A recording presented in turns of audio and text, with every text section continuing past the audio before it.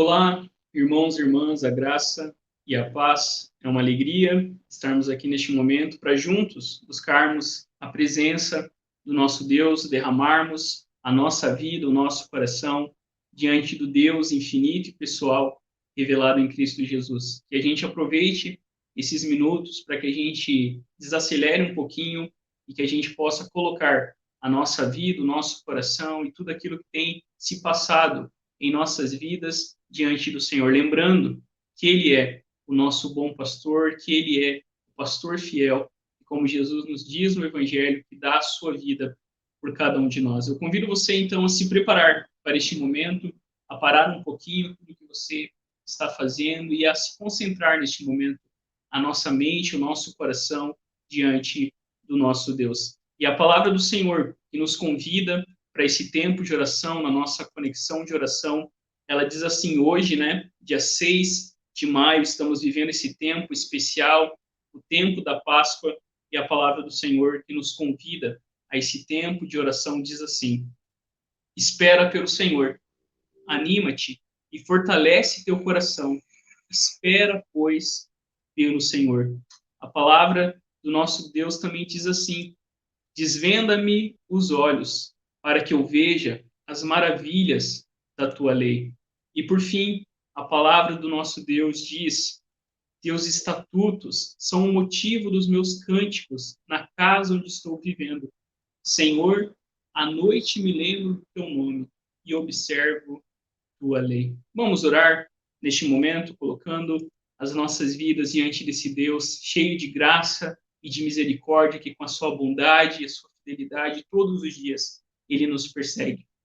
Senhor, nós te louvamos por Jesus Cristo, o nosso Senhor e Salvador.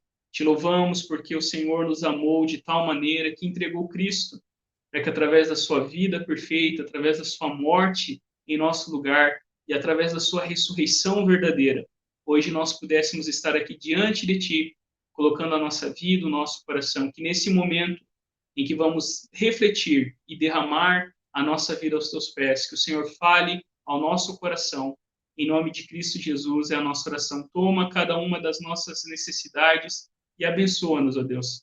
Que a Tua forte mão esteja nos sustentando, esteja, Deus, velando sobre as nossas vidas, nos abençoando e tendo compaixão de nós. Em Teu nome, Cristo Jesus, nós oramos. Amém e amém. Amém. Queridos irmãos e irmãs, nós temos meditado e refletido no Sermão do Monte, tendo como tema a cultura do reino, e a cada semana nós estamos olhando para esse discurso de Jesus, né, o primeiro discurso que aparece aí no Evangelho segundo Mateus, e hoje nós vamos falar sobre a sexta bem-aventurança.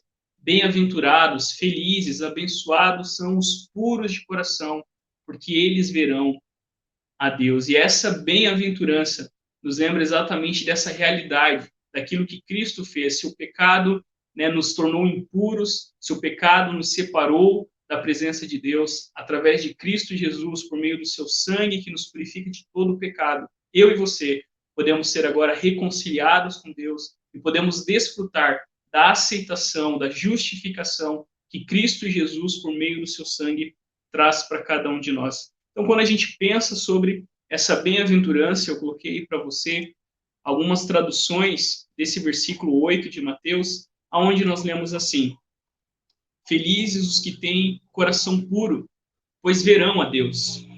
Bem-aventurados os limpos de coração, porque verão a Deus. Abençoados são vocês que puseram em ordem seu mundo interior, com a mente e o coração no lugar certo. Assim, vocês poderão ver Deus no mundo exterior.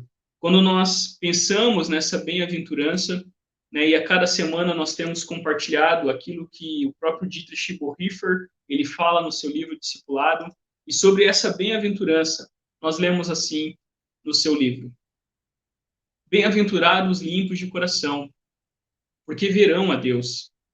Quem é limpo de coração? Só aquele que o entregou inteiramente a Jesus, para que ele, somente ele, reine ali.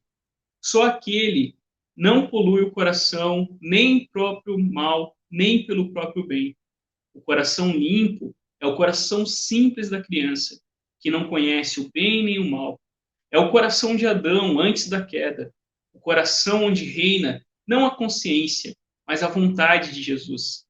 Quem vive na renúncia ao próprio bem, ao próprio mal, na renúncia ao próprio coração, que vive em arrependimento e confia somente em Jesus, esse tem o coração limpo pela palavra de Jesus.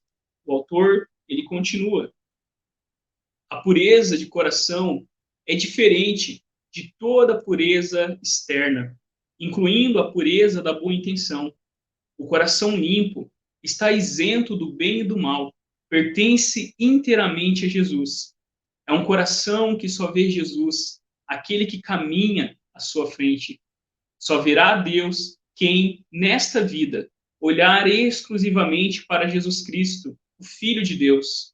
Seu coração é livre de imagens impuras, não vive oscilando na variedade de seus desejos e intenções. Está totalmente voltado para a contemplação de Deus. Só verá Deus aquele cujo coração se tornou o espelho da imagem de Cristo.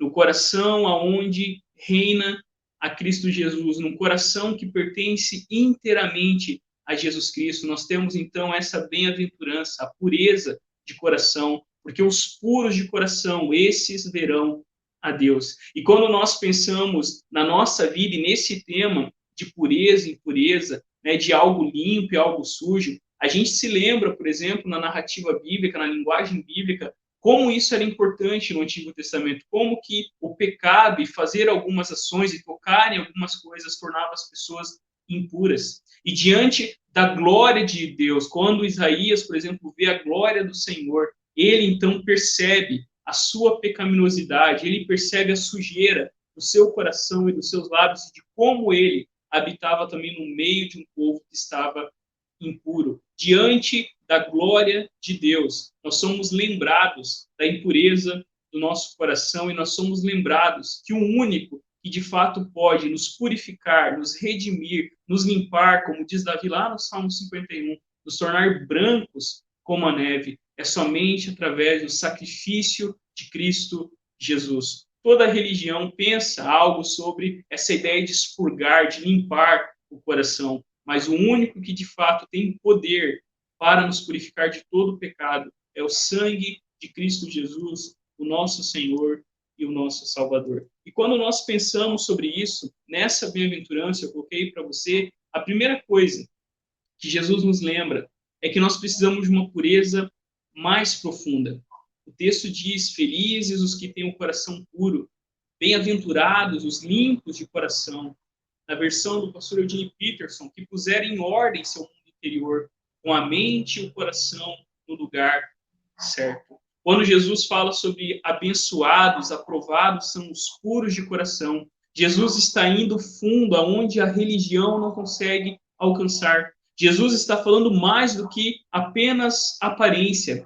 Jesus está falando mais do que uma purificação meramente externa, superficial. Jesus está falando sobre o contraste entre hipocrisia e sinceridade. No Evangelho, a gente percebe que esse era o grande embate de Jesus com os fariseus, que cuidavam muito do exterior, mas não se preocupavam tanto com o interior. Jesus usa até expressões fortes, inflamadas, para falar sobre a hipocrisia dos religiosos. E quando a gente pensa sobre essa bem-aventurança, Jesus ele vai no âmago da nossa impureza, Jesus vai no âmago do nosso problema. E Jesus vai falar então sobre o problema do pecado, que é um coração dividido.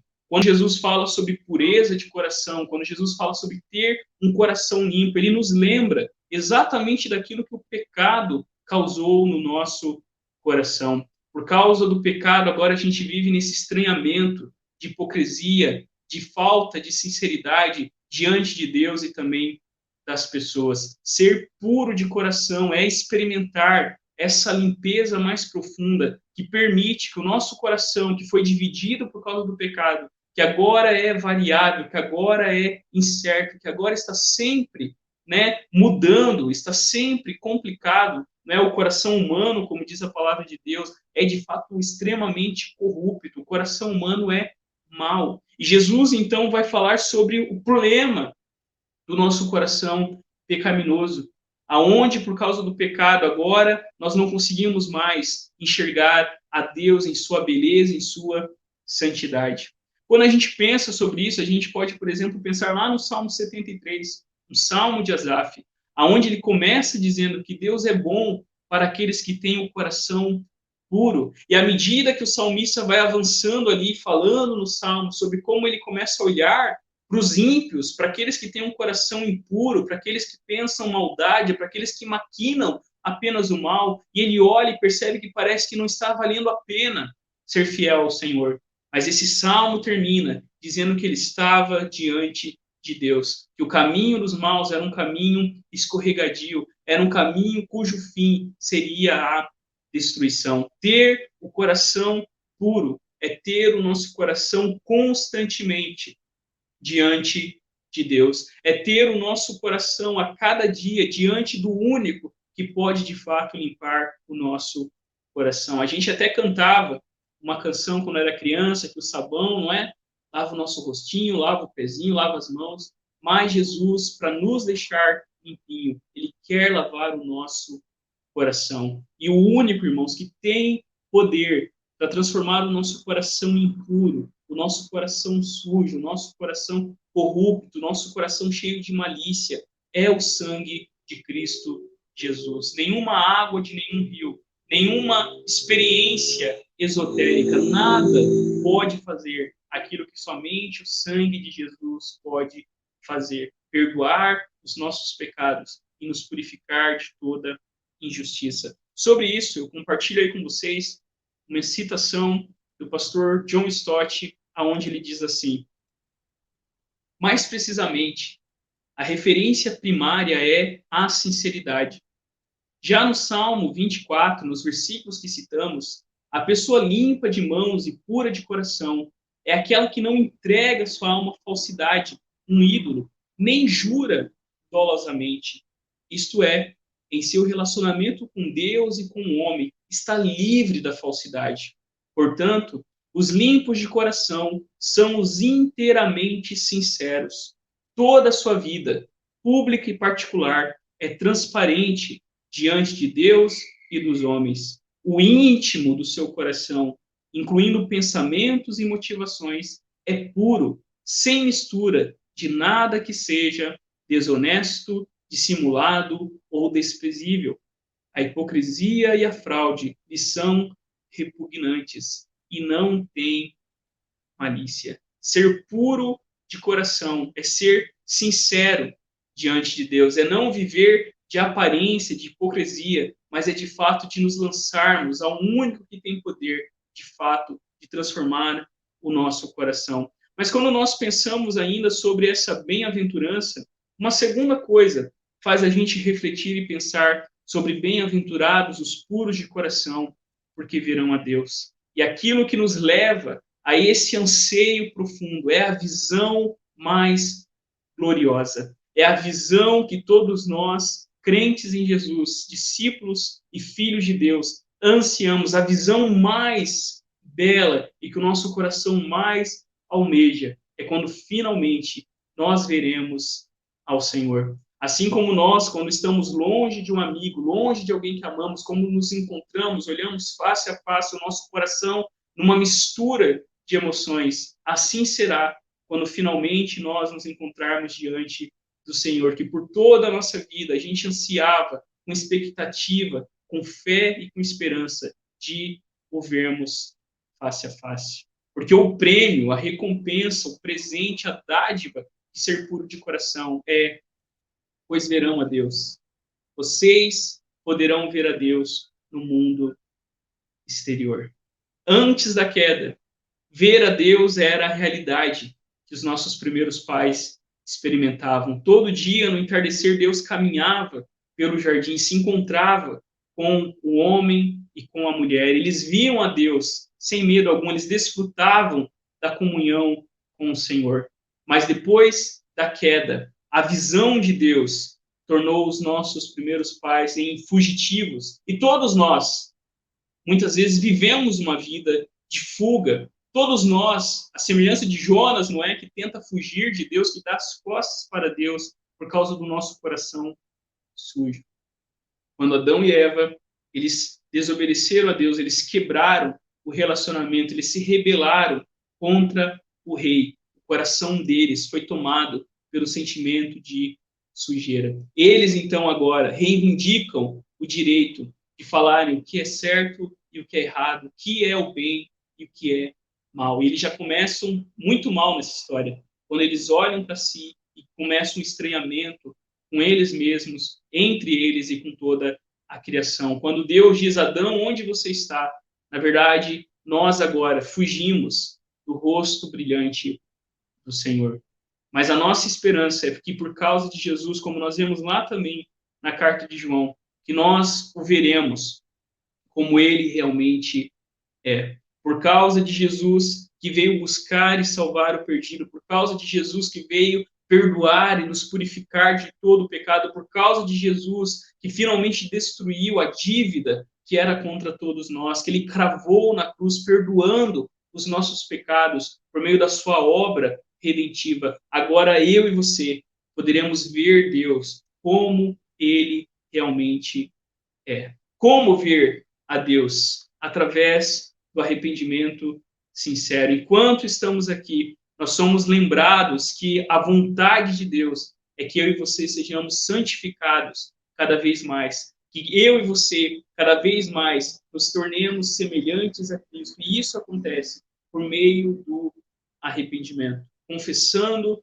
os nossos pecados, colocando a nossa vida diante de Deus e confiando que o sangue de Cristo Jesus tem todo o poder para nos perdoar de todo o pecado. Todos nós nos tornamos impuros por causa do pecado, mas todos nós, em fé e arrependimento, podemos ter o nosso coração purificado para finalmente, então, ver a face de Deus. Como diz lá Paulo em Coríntios, no capítulo 13 de 1 Coríntios, nós o veremos face a face. E esse é, irmãos, o fim de todas as coisas. Quando nós finalmente vermos a face do nosso Deus, que por causa do pecado, e a gente vê isso por toda a narrativa bíblica, nem mesmo Moisés pôde ver a glória de Deus, a sua totalidade, na criação, na redenção, na providência, a gente vê vislumbres da face de Deus. Mas a nossa esperança é que bem-aventurados são aqueles que foram purificados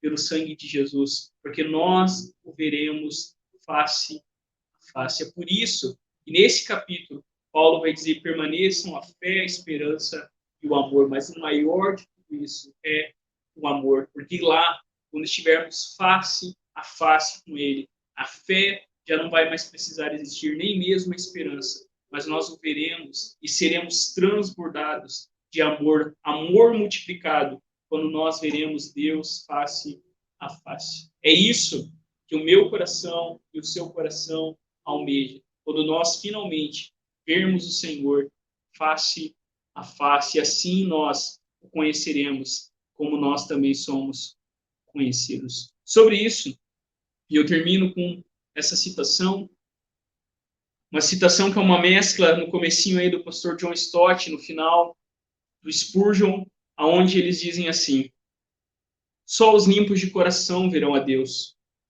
pois só os totalmente sinceros podem suportar o deslumbrante visão em cuja luz as trevas da mentira têm de desvanecer, e em cujas chamas todas as simulações são consumidas. E por último, chegará o tempo quando aqueles que têm visto a Deus dessa maneira na terra o verão face a face no céu. Oh, o esplendor dessa visão! É inútil que eu tente falar dela. Possivelmente, dentro de uma semana, alguns de nós saberemos mais sobre ela do que todos os teólogos da Terra poderiam dizer. É apenas um fino véu o que nos separa do mundo de glória. Pode ser rasgado em dois a qualquer momento, e então de imediato, longe de um mundo de dor e com Deus, eternamente unidos. Essa é a nossa esperança. E esse é o presente que Deus dá a todos aqueles que são puros de coração, porque esses certamente verão Deus face a face, quando nós finalmente estarmos unidos totalmente com o nosso Deus, Criador e Salvador novamente. Amém? Eu convido você a fazer junto comigo essa oração que nós continuamente temos feito, essa oração que diz assim: Vela, ó Senhor amado, pelos que trabalham ou vigiam ou choram essa noite. Ordena que teus anjos guardem os que dormem. Cuida dos enfermos. Cristo Senhor, dá repouso aos cansados. Abençoa os que estão perto da morte. Consola os que sofrem. Compadece dos aflitos. Defende os alegres. Tudo isso te suplicamos somente por teu grande amor. Amém e amém. Amém, queridos irmãos, queridas irmãs, essa é a nossa esperança, a nossa alegria, a nossa certeza de que Deus é aquele que, de fato, está presente em nossas vidas. Eu convido você a fazer junto comigo essa oração, todos a uma só voz. Vamos juntos? Ó Deus, cujo Filho Jesus é o bom pastor do teu povo, concede que, ao ouvir sua voz, reconheçamos aquele que chama cada um de nós pelo nome e o sigamos para onde ele nos guiar.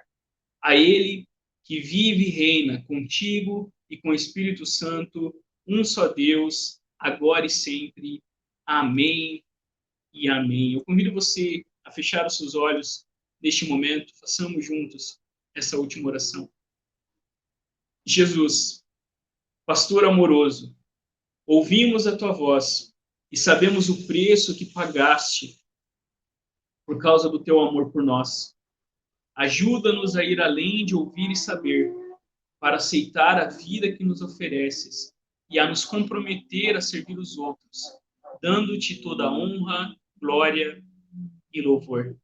Senhor, nós te louvamos, porque é o Senhor que fez tudo o que era necessário e que nós não poderíamos fazer. O Senhor pagou o preço pelo nosso resgate.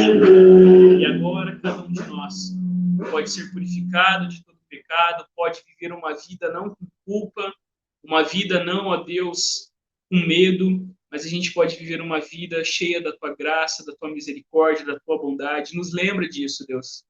E agora, por causa de Cristo, podemos ser purificados e não precisamos mais ficar, ó Deus, com tantos complexos no nosso interior. Pelo contrário, a gente pode desfrutar da tua graça e do teu amor. Eu coloco a vida de cada irmão, cada irmã, que o Senhor nos purifique, que o Senhor nos santifique, que o Senhor faça com que cada vez mais as nossas vidas sejam transformadas pela tua graça, para que sobre cada situação a gente não viva uma vida de hipocrisia, não uma vida de falsidade, mas que a gente viva uma vida sincera diante de ti. Nos lembra que nós estamos sempre diante da tua face, e assim que a gente possa viver, Deus, em santidade e alegria, com temor e amor diante de ti.